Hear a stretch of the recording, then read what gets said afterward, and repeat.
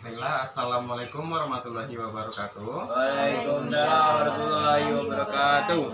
Selamat pagi anak-anak semuanya. Pagi, Pak. Sehat? Sehat. Oke, baiklah, terima kasih. Puji dan syukur kepada Allah Subhanahu Wa Taala karena atas limpah rahmat dan hidayahnya kita masih bisa berkumpul pada hari ini ya di mata pelajaran sejarah Indonesia kita. Baiklah, langsung saja kita absensi dulu. Hadir. Lingga Sastrabuana, Hadir. Emrafi Fadli, Hadir. Feni Trimutia Putri, Hadir. Tasya Dwi Nova Deswito, Deswita. oke Deswita. Baiklah, sepertinya semuanya hadir ya. Nah, sebelum itu mari kita review dulu pelajaran kita minggu lalu, yaitu mengenai masa praksara. Nah, adakah dari kalian yang bisa menjelaskan apa itu masa praksara? Oke, Penny silakan, apa itu masa praksara? Masa praksara itu adalah masa di mana manusia belum menemukan tulisan. Oke, benar sekali ya. Nah, jadi sudah dapat kita ingat bahwa masa praksara itu adalah masa di mana kita manusia belum mengenai namanya tulisan. Mereka sudah bisa berkomunikasi, tapi mereka belum tahu bagaimana cara menuliskan komunikasi tersebut. Jadi mereka belum tahu yang namanya simbol-simbol atau ABC seperti yang kita ketahui sekarang ini. Nah, setelah masa praksara, periode berikutnya dunia ini atau Nusantara ini memasuki namanya periode Hindu-Buddha. Nah, periode Hindu-Buddha ini disebut dengan periode klasik ya. Nah, di sini dapat lihat semua teori masuknya kebudayaan Hindu-Buddha ke Nusantara. Nah, sebelum pertama hipotesis Brahmana dikemukakan oleh J.C. Fowler. Nah, di sini dikemukakan bahwa kebudayaan Hindu-Buddha ini dibawa oleh kaum Brahmana ya. Dimana di sini kaum Brahmana itu datang ke Indonesia atas undangan dari para pemimpin Indonesia sendiri atau pemimpin Nusantara sendiri untuk melantik dirinya agar bisa sesuai derajatnya sama dengan raja-raja yang berada di India. Nah, tapi di sini ada satu antitesis, yaitu dimana Brahmana ini tidak boleh yang namanya melintasi lautan. Nah, karena jika dia melintasi lautan, artinya dia tidak status dia sebagai Brahmana akan dicabut. Nah, jadi kenapa J.C. Fowler mengatakan Brahmana yang melakukan penyebaran agama di Nusantara? Nah, karena hanya kaum Brahmana yang bisa membaca kitab Weda ya. Berikutnya adalah Ksatria ya. Nah, adalah dari ditemukan oleh Shakespeare. Nah, Waisya ini apa? Seperti yang dijelaskan tadi ya, Waisya. Ksatria ini adalah mereka yang bangsawan. Nah, bangsawan itu dalam periode mereka itu ada yang namanya jatuh bangunnya kerajaan. Nah, mereka yang kerajaannya runtuh, jatuh, mereka tuh pindah dan mendirikan koloninya itu di Indonesia, itu di Nusantara. Di sini kita ingat dulu konsep Indonesia di sini adalah Nusantara, karena pada masa dulu ya Indonesia kan belum terbentuk, jadi kita menggunakan konsep Nusantara. Nah, mereka yang tinggal di sini mereka membuat koloni, terus kemudian berinteraksi dengan masyarakat lokal di Nusantara, kemudian bahkan dari mereka ada yang menikah dan beranak pinak ya, dan juga akhirnya menyebarkan agama dan kebudayaan mereka bawa dari India. Nah, yang berikutnya adalah Waisya. Seperti yang kita ketahui nih, di Indonesia ini kan diapit oleh 3 benua ya. Nah, di mana Indonesia menjadi pusat lintas mereka di Selat Malaka untuk akses dagangnya gitu. Nah, dalam para pedagang ini itu mereka memiliki yang nama menunggu angin musim. Angin musim itu apa? Jadi adalah angin yang berembus 6 bulan sekali ya.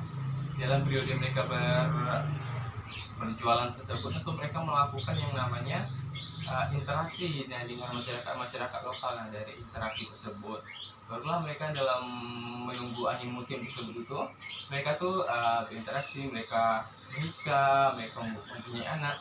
Maka jangan heran jika rekan-rekan ada anak-anak semuanya melihat di Indonesia ini ada orang keturunan Indonesia asli, tapi kenapa mukanya berbeda dengan kita gitu, antara satu dengan yang lainnya kok beda, kok dia kayak keturunan Arab. Nah, karena seperti itu mereka memang memiliki DNA-nya sendiri, karena memang ada interaksi sebelumnya dari masa sebelumnya.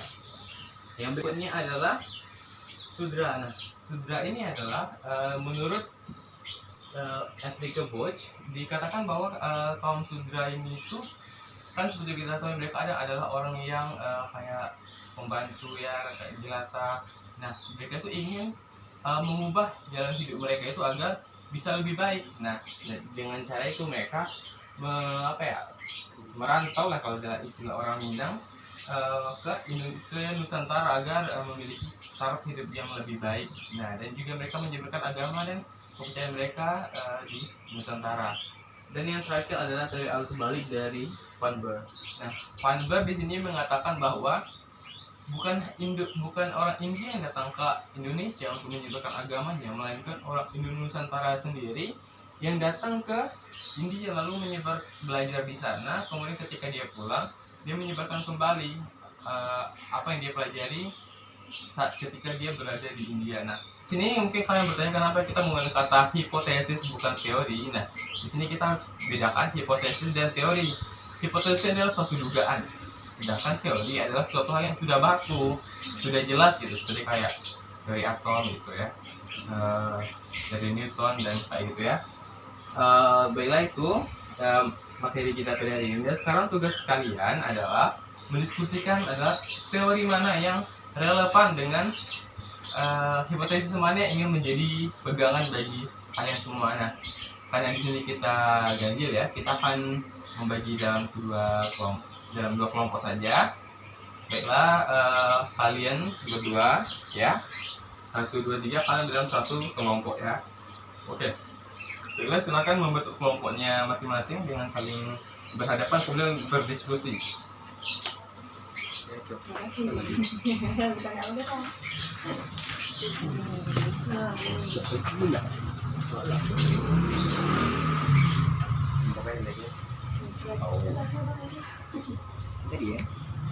Baiklah, di sini ya, perhatikan lagi tujuan dari diskusi kalian adalah kalian memilih yang mana menjadi hipotesis kalian dari beberapa hipotesis ini, kemudian ungkapkan kenapa kalian memilih, alasannya kalian memilih teori tersebut atau hipotesis tersebut ya.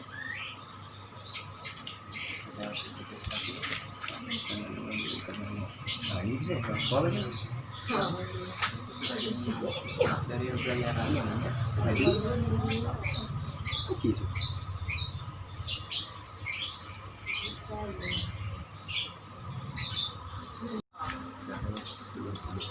Baiklah, tadi kan kalian sudah berdiskusi. Sekarang adalah waktu untuk perwakilan kelompok menyampaikan hasil diskusinya ya. Oke, dari kelompok 1, siapa perwakilannya? Oke, sudah Linggas, silakan maju.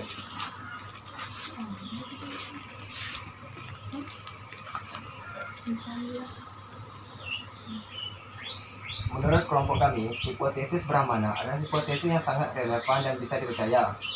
Karena hanya kaum Brahmana sajalah yang dapat membaca kitab Weda dan mengajarkannya kepada penduduk di Nusantara. Oke, Sekian. baiklah, terima kasih. Oke, itu dari kelompok 1 dan kelompok 2, siapa perwakilannya? Oke, Tasya silakan.